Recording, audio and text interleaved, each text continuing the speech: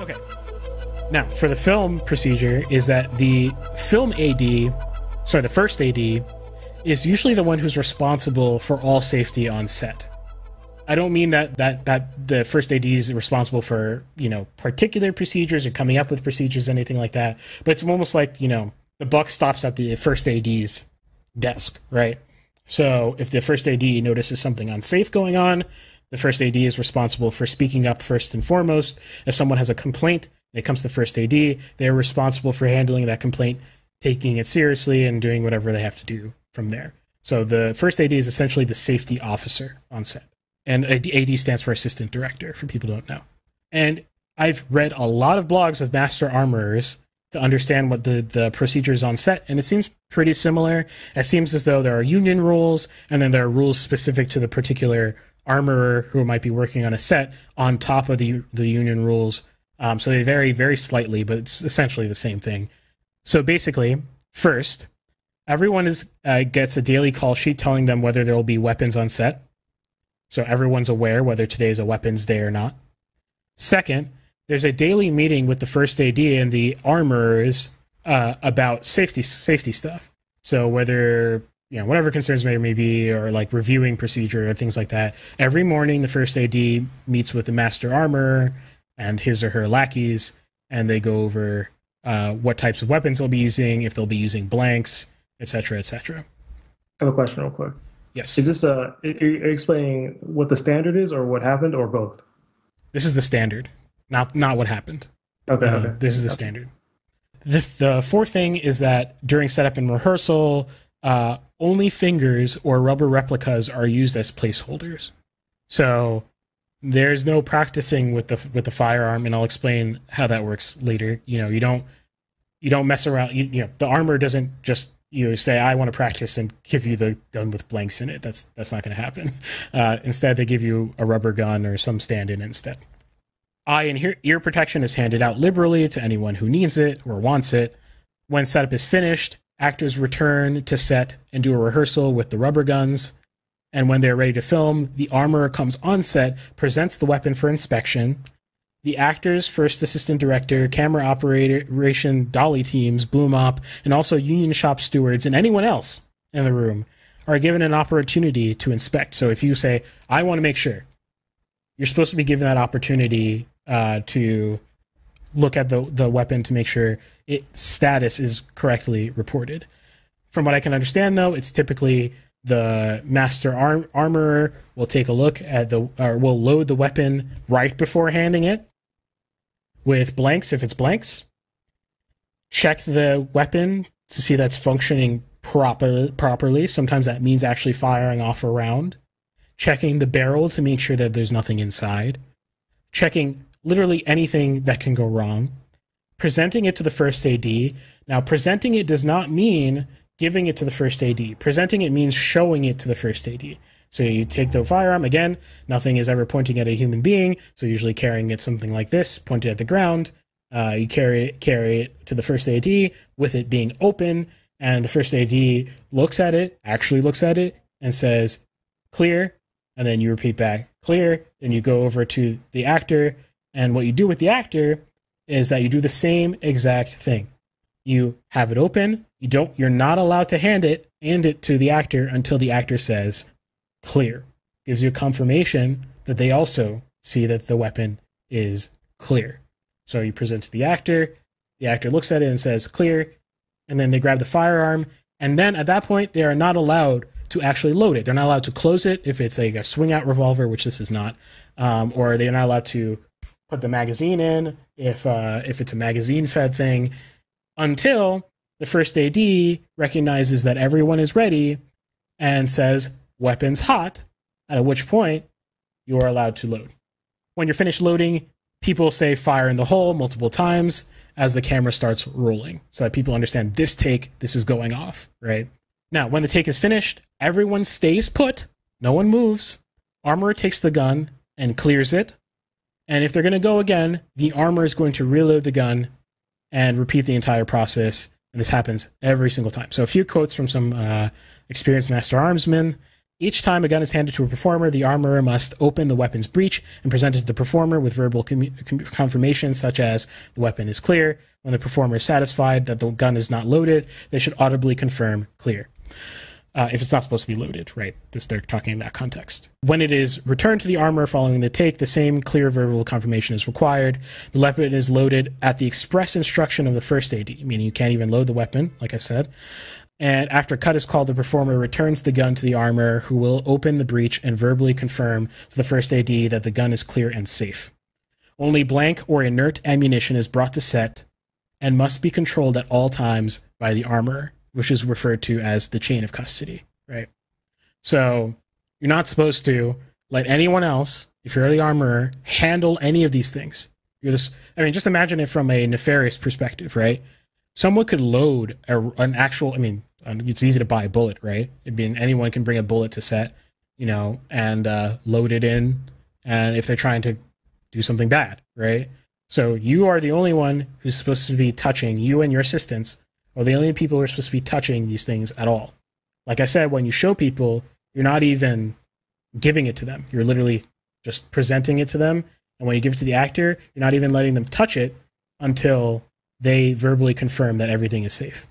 All right, I'm going along. I'm going to try to laze through this. So the players involved include Halyna herself, who the deceased, and she was unionized with IATSE. There's Dave Halls, the assistant director.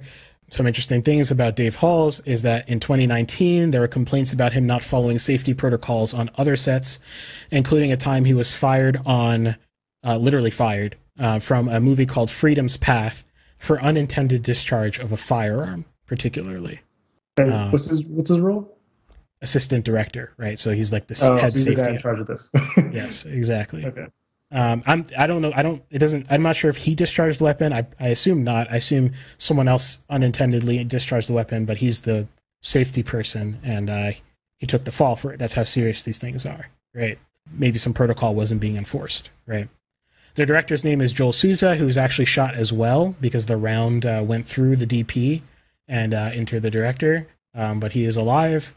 And there's Alec Baldwin, who's an actor. Everyone knows who he is. He's also credited as a producer. I just want to clarify something, that a lot of people are talking about his culpability as a producer. I don't know, legally speaking, I can't speak to that, because I'm sure there's a bunch of relevant statutes that I'm not going to read. About liability and stuff like that. But he's likely acting like not as a actual producer in that he's running the set. He's likely a producer in name only, probably because this is a passion project. He's probably partly funding it. He's probably not like literally acting as a producer. Then there's the armorer, whose name is Halyna Gutierrez-Reed. She's the armorer and weapons master, and she's the only armorer and weapons master. She's daughter of a Hollywood legend, Thel Reed, who is a coach for such things, for firearm stuff. So he'll coach actors and how to handle firearms if they're doing cool stuff. He's like that kind of guy. He teaches them how to do the bad A stuff. He's a quick draw champion, which is interesting. So he's particularly involved in a lot of Westerns. Django Unchained he did. He's the weapons master for, and he does safety, right? So her dad is literally in this industry. He's like, a well-known figure in Hollywood. This is only her second time as the armorer. She is 24 years old, and likely her connection to her dad landed her this gig. Is pretty typical way to land such things. She worked on a movie called The Old Way, starring Nicolas Cage, and she accidentally discharged the firearm on that film 3 times without warning, prompting Nick Cage to actually walk off set. That's how aggravating it was. That Nick Cage walked off. How's she still in the union after doing that? I'm gonna say it's her dad, but I don't know. So I can't imagine, there's nothing equivalent in the musical world, but I don't know if you I'm sure there's some non-fatal equivalent, in recording, if you you drop a tube walk in. No, you're while you're recording something, if you repeatedly will walk into the room while the orchestra's playing or something, you're not going to be asked back. I'm sure there's stupid things like that obviously don't have fatal consequences, but like your career is over if you know, like how is your career not over if you do that? I don't know. So to be Was it fair, 3 times in the same day or 3 times separately? the same day, I'm pretty sure. How do you, I don't even, okay, you do it once, right? Okay, you're being negligent. But you would think like you would start paying more attention, especially after the second time when you realize, okay, whatever I'm doing really is not working, you know? Dude, it's very hard to accidentally discharge a firearm if you know what you're doing. And I'll say that, you know, again, as someone who's handled these things, the idea that you accidentally discharge it is so like revolting, you know, like, you know, just like from how I've been habituated, you know, and how you think about these things when you go to a range, like this is dangerous, so be careful. These are not as dangerous because there are no bullets involved. Well, we'll get to that, but there shouldn't be any bullets involved. But they're still dangerous. You're still lighting a round in a, you know, in a somewhat pressurized, not as pressurized chamber, and that can burn someone. That can deafen someone, and that can, if you put it close enough to someone's head, you can kill them. So while they're a lot safer, obviously, than having bullets on set, it's not completely safe. So it's like, it's bizarre, to say the least.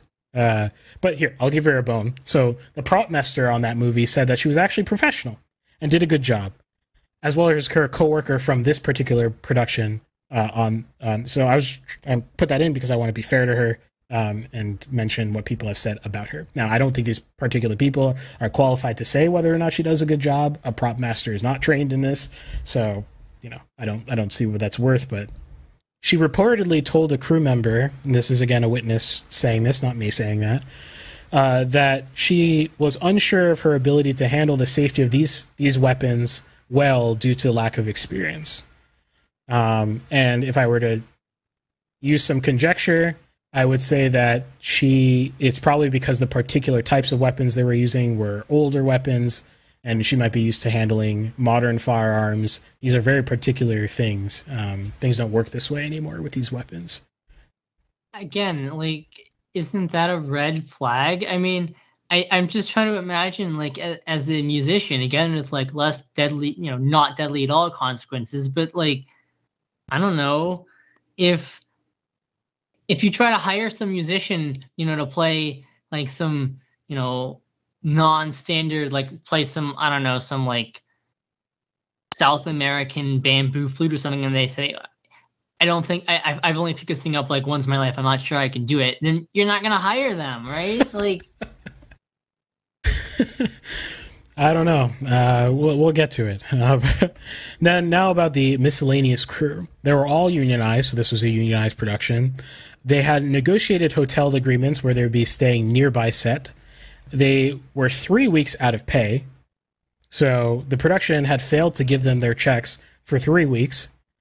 And now to mention the hotel thing, they actually got moved last minute to hotels in, I think, Albuquerque or Santa Fe. I've seen reports of both, so I'm not sure which is true. Which is about an hour plus away from set location, which will aggravate your crew, right? Because now they have to drive, they have to count for driving every morning, and they had already negotiated that they would be staying near set. You know, they're unionized and everything. They had already negotiated that in their contracts. There was a formal complaint by the crew, including Halyna, about the set conditions, including failure to comply with contracts and failure to comply with firearm safety rules specifically. So this is something that went through the process. They actually sent information to IATSE. They had voiced their concerns to the producers and whatnot. So this was a known concern specifically for firearms. And I don't think anyone disputes this claim because it sounds like 1,000,000,001 people are saying that they've done this. The day before the incident, the prop master, so this is the boss of the armor, but not really because the armor has to follow their own protocol. But in terms of department, the prop master is in charge of all props, right? The prop master walked off set and quit, which is not normal. This is the day before the incident. They just literally walked off set. Now, normally as a procedure, if you're so mad you're going to quit, you have to go through the union. I mean, that's, their own union rules tell you have to do that. So this person was so mad that they didn't even go through the normal process of quitting and just walked off set and never came back. And which means they had to replace that person with a non-union worker who was new to everything the morning of the incident. So this person didn't know anything about this film, They apparently talked to like 4 or 5 different prop masters in the area, in the Santa Fe area, to try to see if someone would come forward to help them last minute, and they found this person. And that day, I believe, the day of the incident, in the morning, many of the crew members had walked out in protest temporarily to protest the conditions, including the conditions of the firearm safety on set. And Halyna apparently had planned to join them in a second protest. She has an Instagram post about the conditions on set. As an aside, she's an above-line person, right? So this film is hers in a way, right? So above the line means that she's probably going to get some, cut of the film where she's being paid, distinctly better than everyone else on set. So she has a stake in this. And the fact that it's so bad that she'll post on Instagram trashing the film, it's not a good sign. So honestly, yes. surprised that the movie continued to be produced. Yes, when it wasn't even obviously it wasn't high budget. It's high budget, it's like millions of dollars, a lot, but maybe not relative to the people who funded it. You know what I'm saying? Maybe just be better, just be like, all right, we're done. And you wouldn't actually spend all that money on the budget anyways, considering there are probably a lot of other costs that you would avoided by just cutting it off there. Yeah. Yep. That's producer wife Stephanie in the chat. She's asking was she fired off the set that Nick Cage walked off of, and I don't believe she was. I believe that people came to her defense, and I guess there were no incidents after that for Nick Cage to get mad enough to walk off again, is what I assume. Okay, now what happened? So, disclaimer: facts are emerging. Things will change. They've already changed. The point that I'm trying to make is that there's no circumstance the overarching point of this is that there's no circumstance where this should happen. I'm going to go through the circumstances of the day as witnesses and the police department have reported them. I'm not going to say they're all accurate or telling the truth, or things won't change over time, or liabilities will shift somewhat here and there, but you'll see by the time I finish explaining that it may not matter as much as you think it should. Okay, so the first thing starts before the set even begins. For COVID safety, there was a call for handling props, including firearms, to be sanitized between takes by the armorer, then placed on a sanitized cart to then be handed to the AD, to then be handed to the actor. So we have a completely different situation now. The armorer is loading it, sanitizing it, putting it on a cart, wheeling the cart over. The AD then picks up the weapon and gives it to the actor. Now, Halyna Gutierrez-Reed, the armorer, was all they could pull together that would follow the COVID procedures and do the work, especially for what they were willing to pay. And they were not willing to give her any help. They didn't make room in the budget to give her an assistant or anything like that, which is fairly normal, I think, to have at least one assistant. That means that many armorers were like, either it's unsafe, these COVID procedures that you're advocating for, or you're not paying me enough to do all that stuff, basically. Now, the police department reports that they found 500 rounds of live ammunition, meaning ammunition with bullets, just like this replica right here, ammunition with bullets. 500 rounds of live ammunition, and we don't know whether those were being turned into blanks or not on site, or why even the heck they were there. Every master armorer I've seen says, you never ever in any circumstance bring live ammunition to set. Ever. There's never any situation where live ammunition would ever be on set. So we don't know why we have 500 rounds of live ammunition on set, but it may be that she was turning them into blanks on site. And the reason why you might not pre-buy these as blanks is because they might not be available because they're old, right? So you might not be able to, no one may manufacture blanks for these. You might have to make them yourself. Okay, but you said it's a very common, it's a very common gun we're referring to, right? Well, we're talking about just 45 caliber, right? Yes. You would think this would be available in blank form, right? No, because not all 45 caliber is the same. Not everything can be chambered in the same. The caliber of the bullet's the same, but the cartridge size and all that kind of stuff may be different. But this is a common weapon, though, right, for movies? Yeah, for movies, but it's not common actually in the wild. But I'm just saying, Is there no company that just makes like movie stuff like this? I don't know, like movie firearm stuff. Apparently not. I guess not. I'm not saying there are no people who sell blanks for this weapon. I have no idea. It's more like trying to imagine why she would have live rounds on set. You know, giving her the best possible excuse, I guess, is that maybe she was making those blanks on set. Now, again, like I said, no master armorer says this should ever be a possible, even thinkable. Everyone, you know, that idea makes them angry that there would ever be live rounds on set.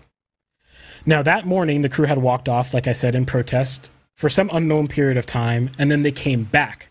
Now, my understanding, and this may be, again, subject to change as we know different things, is that some of them had taken guns from set with them when they left, which should not be possible, right? Why did they take weapons with them?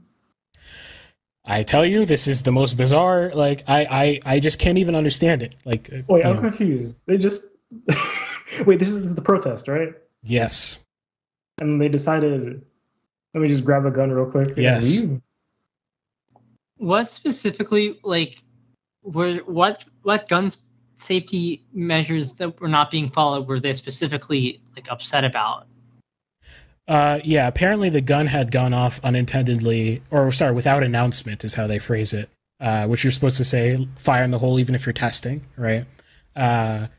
Unannounced 3 times prior to this, and they were mad about that. There might be some other complaints that were filed as well that I'm not familiar with, so... Again, how does this person... At least... Also the assistant director, like, I don't get how they have... That's not good, but at least like it wasn't a live round, you know. At least they just didn't say something. It wasn't like, you know, that's not good, but you know, I'm just saying, you know, it's a lot easier for me to understand not saying like I'm about to shoot this, even though you really should, especially if you don't take it seriously. Even if you don't take it seriously, you're not gonna, you know, you're probably still gonna. I would think you would check for live rounds. You know, I don't know. I guess apparently not. I don't know. Yeah, well, the reason you say fire in the hole is so that, you know, just in case you missed someone who might be walking past, like you didn't notice someone, they know to, like, I don't know, not get deafened, but right, or something like that, if they're not wearing ear protection and they desire to be, or even the ejecting round is hot, right? Well, in this case, there's no ejecting round because it's a revolver. But yeah, reasons like that, you might yell fire in the hole.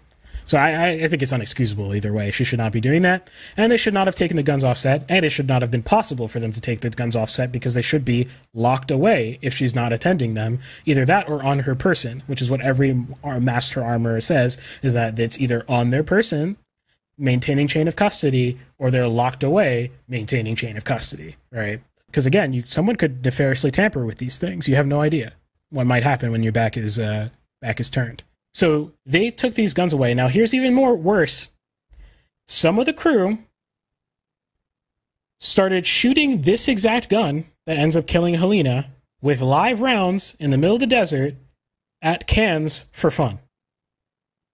So these are the very same crew that are protesting firearm safety, walk off set with the Colt 45 replica, and start plinking cans with the Colt 45.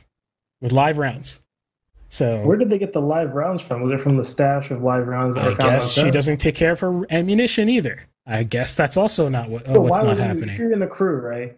You wouldn't steal bullets, though. You know what I'm saying? I don't know. This sounds really dank to me, so I have no idea what people... I mean, they might have been so mad that they were like, we have nowhere to go because we're in the middle of the desert, so we might as well have some fun and shoot some beer cans or something like that. I have no idea what the hell they were thinking.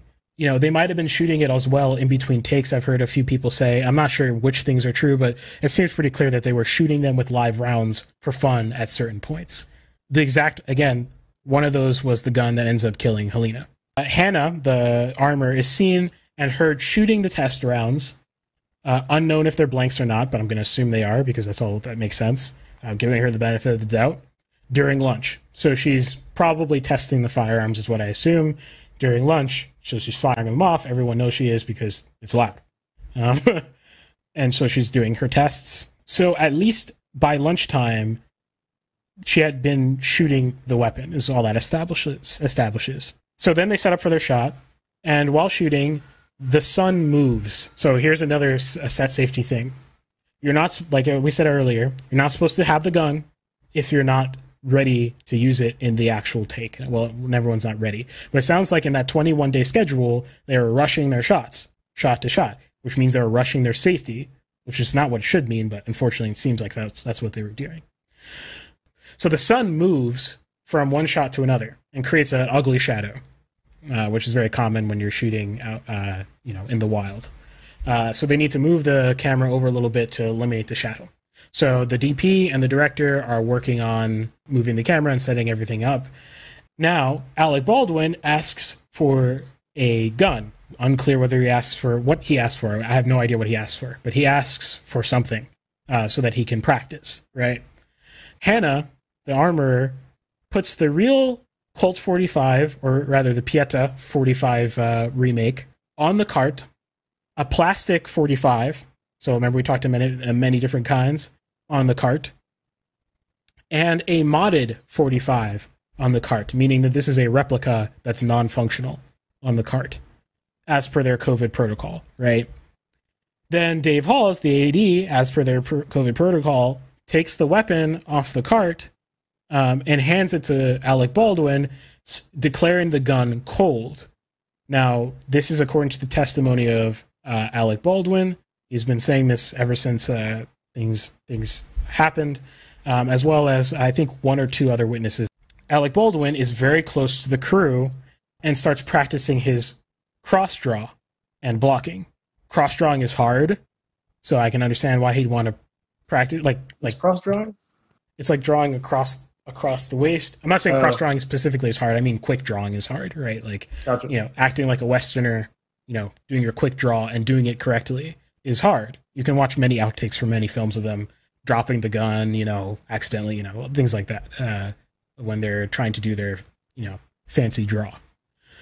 So he's practicing his cross draw when he receives the gun. He receives the gun and he does a practice shot, firing one bullet, striking Halyna and going through her and striking the director Joel Souza. That's the chain of events from the day as far as I can tell, again, subject to change.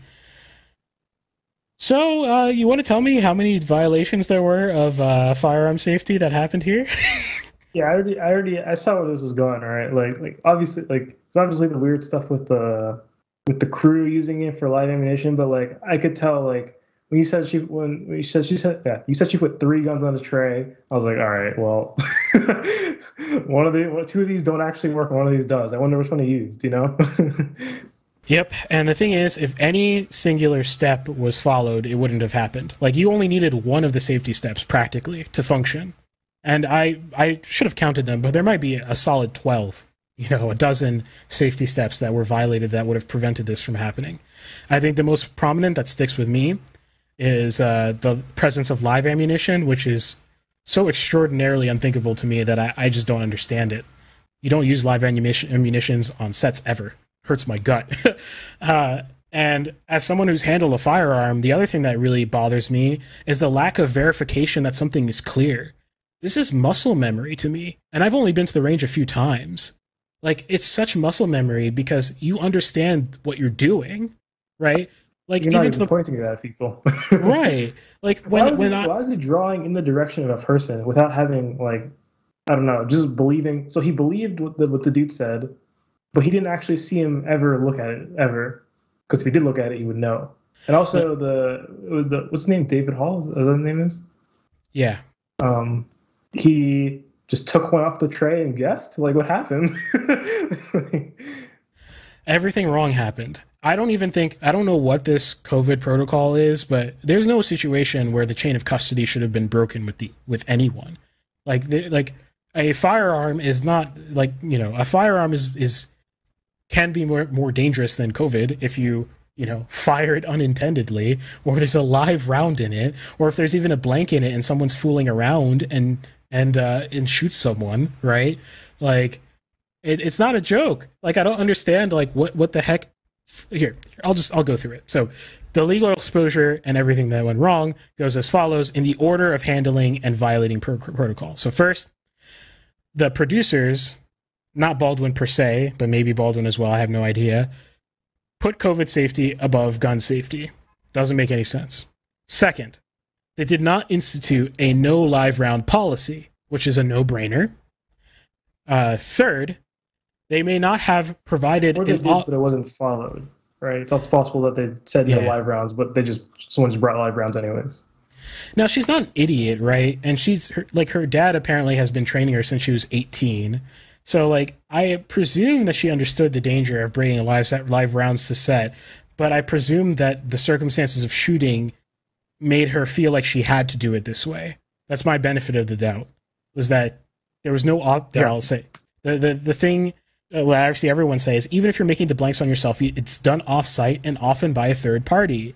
So you hire someone who literally is taking these 500 rounds and in some warehouse who's plucking the bullets off of these things, and then they give it to you and then you bring it to set so that there's never a live round ever in the mixture.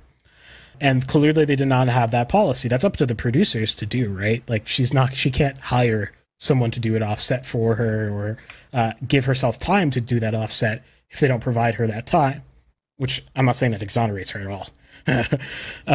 But the last thing that the producers did wrong was that they overworked the crew to death. Do not do this if you have safety concerns. If you don't have enough money, 21 days is absurd to have these kinds of safety things. I mean, at this point, if I had a 21-day shoot and I had to bring my safety team down to this low, I would just not do it with hot guns. I just not do it. That's the simple solution. Don't do it if you can't afford it. That's the simple solution. Then on some crews' behalf, some of them fed live ammunition into a prop gun, which is terrible. They illegally shot this thing. I'm convinced it's almost certainly illegal. In undesignated areas, you're not allowed to shoot. I don't think in any state you're allowed to just shoot anywhere, for target practice, for obvious reasons. And on Hannah's behalf, the armorer, she went along with the unsafe COVID rules when clearly a lot of armorers were not willing to because it was unsafe. And she should know that she could not ensure safety through the rules as they stood. So she should have not gone along with it. Second thing is, she didn't maintain the chain of custody. Well, she could at least be at the cart at all times, at least, right? Or she could at least have control over all her stuff at all times, right? Third, she kept live rounds on set to make blanks. I don't care if she was, like I said, she has some culpability. I don't care if she, felt like she had to do it. I mean, I do care because that adds culpability to other people as well. But at the same time, you have to know that that's never going to be safe. And you should just say flat out, I cannot do this because someone may die. And that's more important than me doing this job, right? 4, she clearly did not properly check or reload each bullet into the gun in front of the AD as required by normal protocol. She should have been loading this thing one by one with blanks. And it's, like I said, the shapes are very different. You can't confuse a blank unless you're literally not looking at it. One has a bullet on it, one does not. So, she's feeding these one by one back in, and she should have that ready for the AD to check and not give it off until the AD checks. Even if she has to put it on the cart, which I don't even understand that protocol, which is a whole other thing. I feel like more people end up touching the thing, which I don't get it. And the last thing is she did not personally hand the gun to Baldwin, which she should have insisted on. Goes back to the COVID problems again. The assistant director, David Halls, he didn't attend, apparently, safety meetings frequently in the morning. So he just didn't go to them. And this might be also the fault of the producers and the director as well.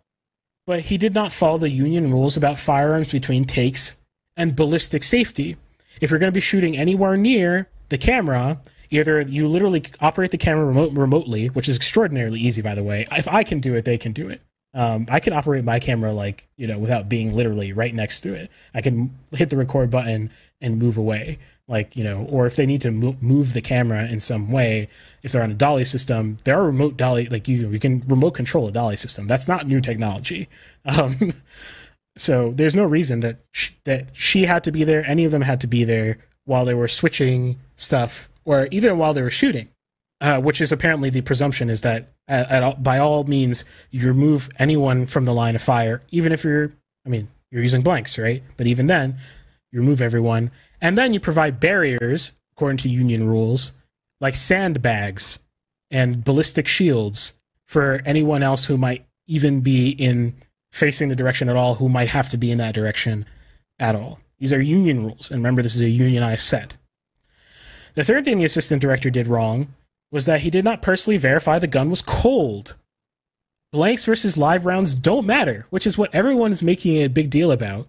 If he said it was cold, he said it was empty. He didn't say it had blanks in it or that it was clear. He said cold. That means that there's nothing in here, which is insane. That means he didn't check because it's so easy to see. Unlike, once it's loaded, it's hard to see whether they're blanks or not, right? You would have to trust the armor or unload them. That's why the armor is supposed to load them in front of him, right? But empty looks a lot different from, loaded, hot. Empty looks like this. Oh, that's not empty. Empty looks like this. That's what empty looks like. That's what cold looks like. Completely different. So clearly he didn't check. I see no other way that makes any sense. And then he did not present the weapon for Baldwin to check as well. He clearly did. He clearly handed it off before Baldwin checked himself, right? Or else Baldwin would have clearly noticed the obviously not empty chamber. So there's problems there. And then Alec Baldwin did not verify that the gun was cold. You don't assume the status of a firearm. It's just very easy on this type of firearm to just rotate the cylinders, each one of them, before you start practicing. It's very simple to see if you see brass in any of them. Just do it 6 times. It takes all of 10 seconds. And then he pointed a real gun, cold, hot, or live, at a person on a set with a set that was knowingly using blanks. Even if he didn't know there were live munitions on set, he knew that they were using blanks at least, which could be dangerous anyway between takes. And the last thing is that he took off the safety, even though he was practicing. There's no reason to pull the trigger when you're practicing your cross draw. You can pull on a dead trigger. You can pull on a trigger that safety is on at least. Did he do that, or did someone else earlier in the chain of command do that and he didn't pay attention to it? That could also be the case, but then he's still at fault because he didn't check the safety. These things don't it's hard for me to explain to you without you occupying the firearms community how unthinkable these things are. It's far from thinkable. These things aren't normal. Yeah. But just out of curiosity, how much of this stuff is explained to actors who aren't familiar with firearms?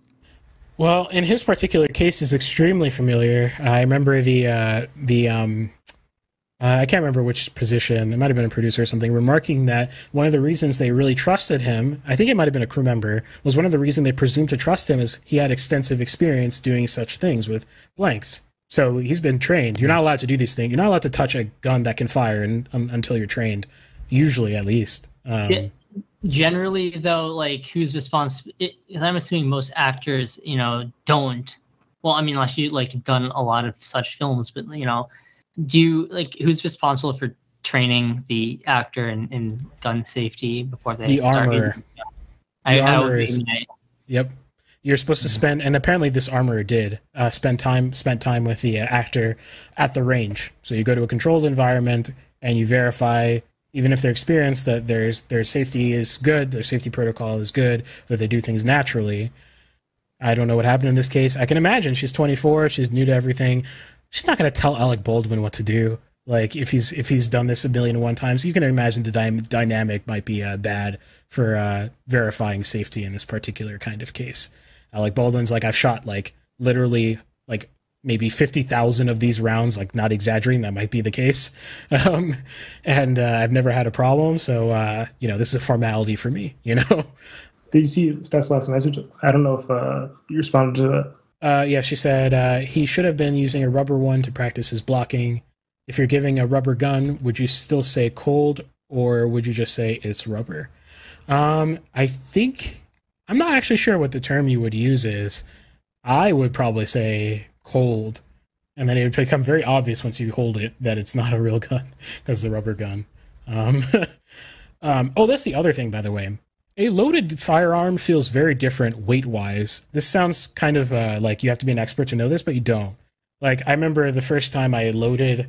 A full mag is different than 6 rounds, of course, but these rounds weigh a lot more than you think. They make up for the total weight a lot more than you think. So I remember picking up the gun and being, that's heavy. Then I loaded the mag and being like, that's a lot heavier. You know what I mean?